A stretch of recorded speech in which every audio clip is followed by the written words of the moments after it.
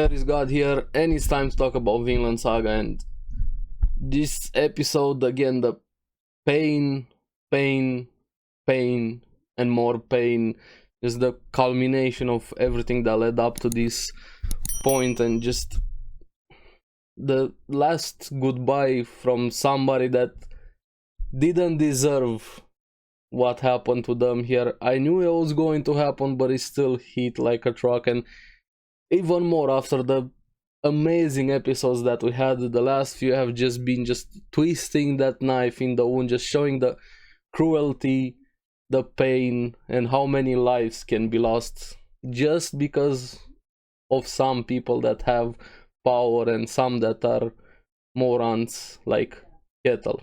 So let's get into it and talk about it. Now, at the beginning, I really liked this scene quite a lot, kind of put some things into perspective, especially for them on the battlefield. Seeing a bit of history about Fox saying he killed 13 people in his life. He's a pretty decent fighter, and he thought that killing is fun. But at the same time, when you see his reaction there on the battlefield, shitting bricks, literally, he was so scared, petrified, seeing there's always somebody stronger, there's always more people, there's always something more than you. No matter how good, how strong, how whatever you are, there's always something more than you. And in this case, they also had, except Kettle, but he was petrified here. Fox, seeing the Vikings, the warriors that were there, they were just mowing them down. This wasn't even a fight, it was a massacre, destroying them, and they were enjoying it. They were doing it with a smile on their face, killing machines. They're cutting them to pieces, and he couldn't even move. He was so scared to even go to save his friend Badger, who even got his hand cut off. He was still fighting there, or kind of wailing, doing everything he could to stay alive. But Snake comes in and saves Badger, and finally gives the order for everybody to retreat, still being angry at Kettle. And at the same time, we have Kettle still being an idiot, started screaming. I didn't give the signal for it. He was so dense, he still couldn't realize what was happening. He's beyond lost over here. And I really like somebody there, a random peasant or somebody, gave him a very needed reality check, because that guy was just, you saw it in his eyes. They showed the eyes and the reactions. It feels like this was actual war. We see it over here. Everybody looks at war sometimes, you just see statistics, numbers. It's very easy to lose the people, the humans' lives that are being lost there, and how much pain something like this brings. And when that guy told him, do you finally understand what it is to be poor? You're one of us now. We weren't defying you for the same reason. You shouldn't defy the king. So now you understand, might makes right. There's always somebody stronger than you. He kind of had the same realization that Fox did there.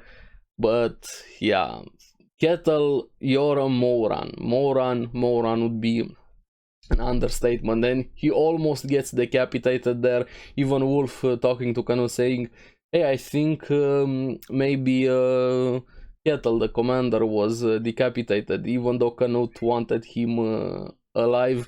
But this was kind of a too good of a timing, so to say. It happened at the perfect time, and Wolf goes to check. And this is the moment where you have SEAL Team 6 from Torgil takes the chance to attack. And I'm surprised a bit. I was like, can Canute actually do it? Is he gonna be able to defend himself? And he was able to defend himself, barely, very, very close there, barely protecting himself. His hand was sprained, I think. The sword was bent, but at least he didn't die, because Torgil is probably one of the strongest characters that we've seen in the series, and even more in season 2. But he instantly decapitates the two guards that were there with Canute. And I really like Torgil, just how that charisma he has about himself when he is in the zone there, fighting. Still reminds me a bit of Caesar. Kind of, he's a bit similar with Thorkil. I kind of put him together like Thorkil and Thors. If you combine them, you get Thorgil a bit more assholey. Granted, Thorgil is a bit of an asshole, kind of resembles his father on that front. But yeah, Thorgil is a fun character, not a good guy, but a fun character. And this is where Canute got scared, to say the least. But he was still able to hold his own, or at least try to stay alive, even using the cape to run. But gets a knee to the stomach, and like Thorgil is, okay, enough. I don't have enough time. I don't have time to play with you. Canute was outclassed. There would be an understatement. But I like how Thorgil is, hey, that's good. You've come. You're better now with the sword. Your training paid off and everything. He was still talking with him so casually. That's why I like Thorgil. But yeah, Canute was about to die, and this is where we have Wolf coming back. Perfect timing again from this guy. Shows up instantly, stabs Thorgil's, what was it, left or right hand, right here at the wrist, I think. I don't know if Thorgil is gonna be able to use that hand anymore. We'll see. Depends. And saves Canute's life, and instantly tackles Thorgil, starts strangling him like a full-on rage mode. They're just going after his life, and Thorgil was almost dying, but he gouges out the right eye of Wolf. But Wolf was still going, pure adrenaline there. Shows how much he cares for Canute, or his duty at least, to protect the king. I don't know how much he cares for Canute as a person if he wasn't a king.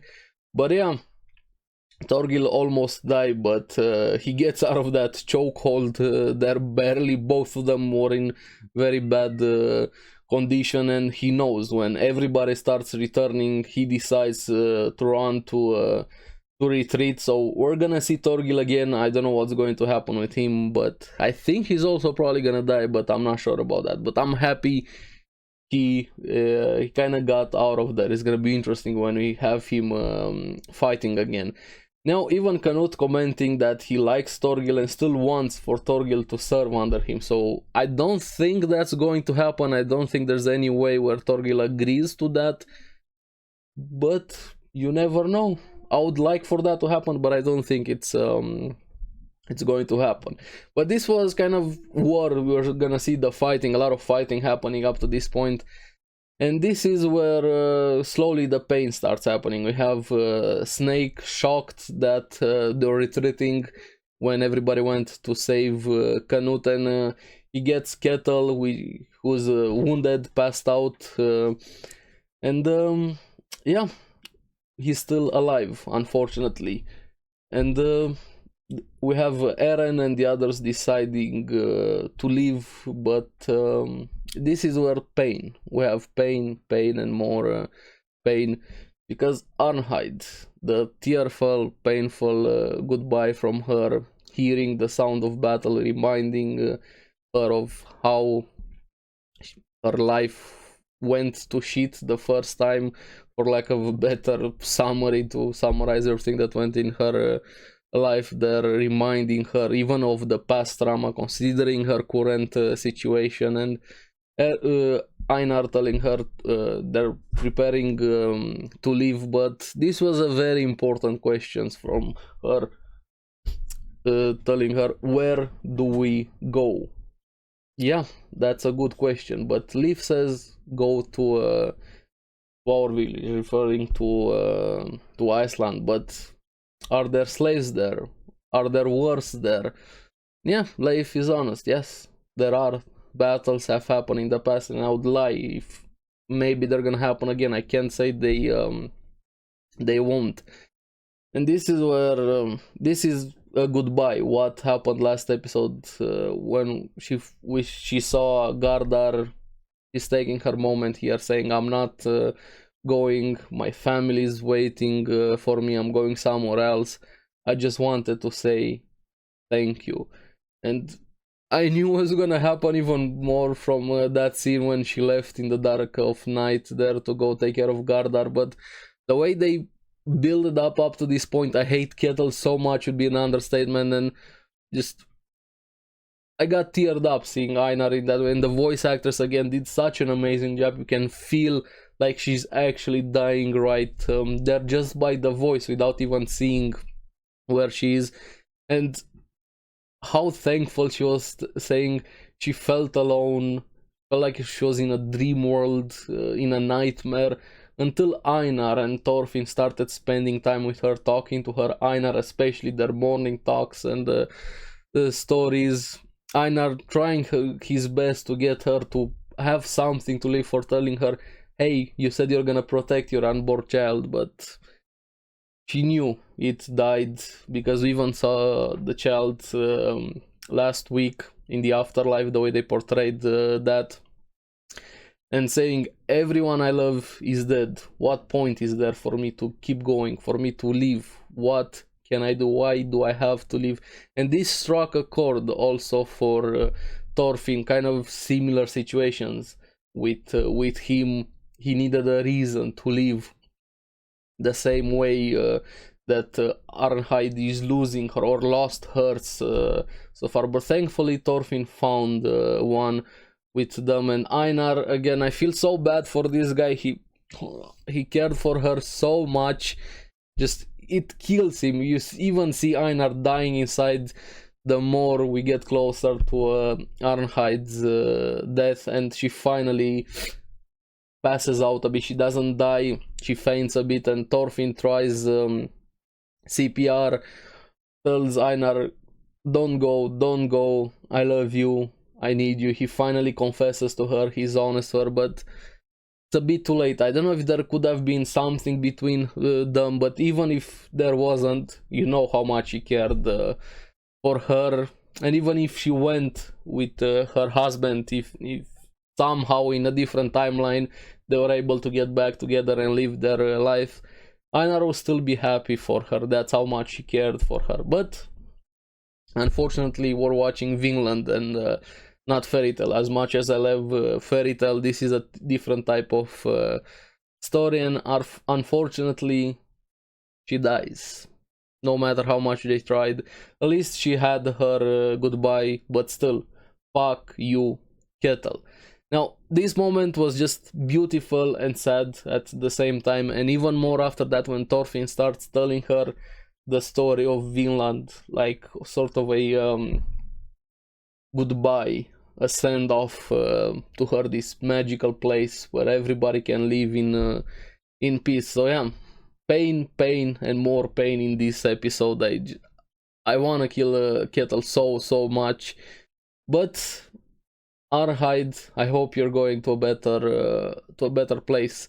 Now, after that moment, we have Snake coming in with still carrying Kettle, and this is where Einar goes berserk, sees Kettle, goes straight for him, bloodshot eyes, even punches Thorfinn, which Thorfinn tried to stop him there, just full on rage, anger, pure. He kind of even goes into that berserk mode, blank eyes, and Thorfinn had to use violence to stop him, actually punches him to snap him out of it, and Einar just breaks down in complete pain, and it's very understandable.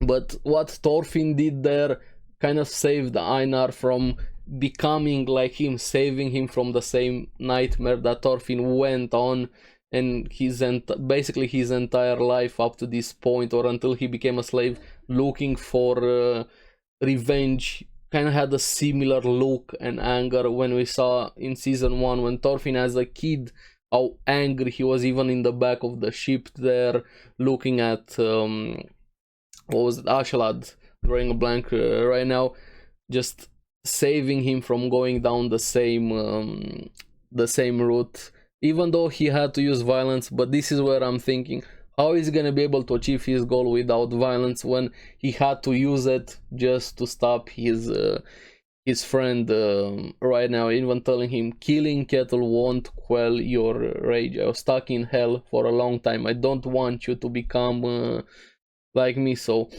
he saved at least a person here. This is gonna be very important for Thorfinn, and also for for Einar. I really hope they're gonna be able to be together as friends moving forward. I love their relationship and friendship so much. They bury Arnheid, and yeah, final send off for her.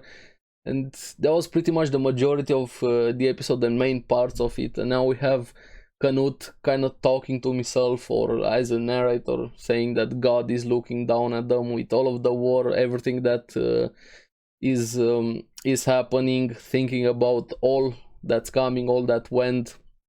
This is where you have Thorfinn, kind of that silent anger of determination, deciding to go and see Canute to stop the battle, and it broke Leif so much, saying, not again, I don't want to lose you again, let me take you this time to Iceland. And this is where we all have had moments like this, where as a kid somebody's telling, hey, don't do this, something in the past happened. Until you go through it, you don't realize that when somebody told you something, you didn't understood the full context. And he remembers a story about their ancestors when they ran from war to live in peace, and he finally understood it now, saying he was mocking them, but now he respects them and he admires them, and running from war is not lame. And he decides to go see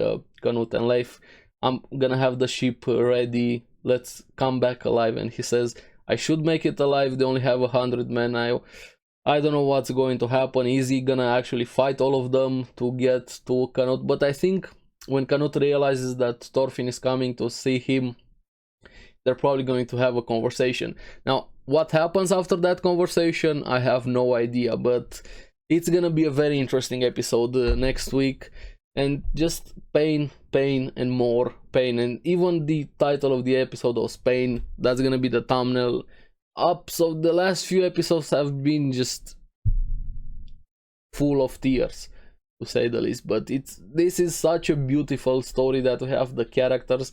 Vinland Saga has been nothing short of amazing. So let me know what you guys thought about everything so far. What do you think about Arnheid, her send-off, her goodbye, everything that has happened? Let me know in the comments below. As always, thank you very much for watching. Remember to like and subscribe, helps me quite a lot. And you guys get the latest videos on the series that I follow. Make sure you check out the podcast also, because anime. So I wanna say keep enjoying Vinland, but this is just feel the pain in this awesome story. I'm gonna see you again in the next one. Bye bye.